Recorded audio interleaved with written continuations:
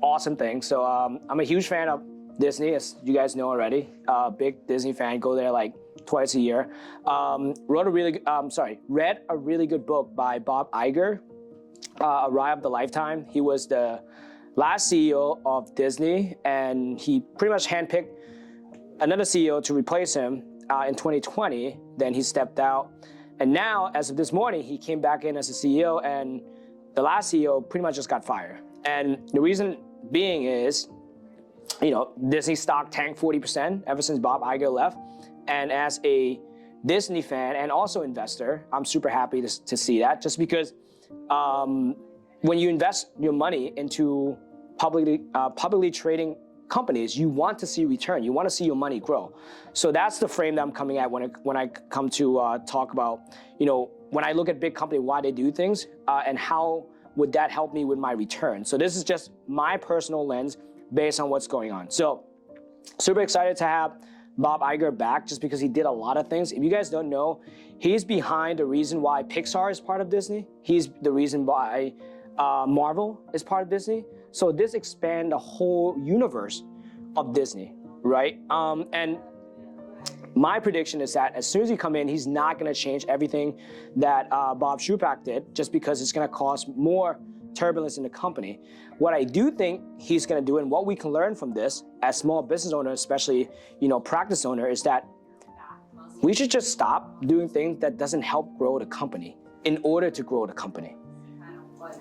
Most of the time, it's not about what you do to grow the company, it's what you stop doing. So my prediction is that Iger's going to come in and probably going to take down that Disney media and entertainment section, just because before it was all integrated. So in this video, we'll show you the content creation of Disney, which see how everything kind of flowed together, right? So Disney has a really good vision board in a way, where if you understand their movies, you would then buy the merchandise. And then you buy the merchandise, you will come to the park.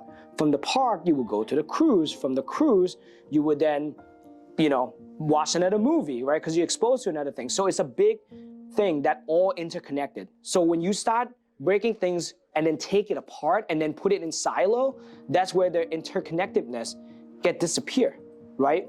In perspective from a PT clinic owner, is that's like me breaking up what the front staff does, the marketing team and the sales team does, and have them all work in silo, because that doesn't work that way. We all feed back from each other, right? So for example, like what we're doing right now in MyoKinetics is that we go to our patient and talk to the PT and say, hey, what are some concerns that the patients are having that you're hearing about?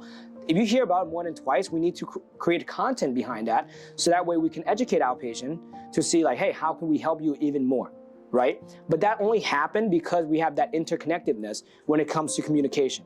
So by separating each department and drive pretty much a wall between them, you lose that insight. And because you lose that insight, you're not going to be able to serve the customer as hard as you did before, right? And you're never going to serve them as hard in the future because you have no insight, right? The whole point is that the team should be together.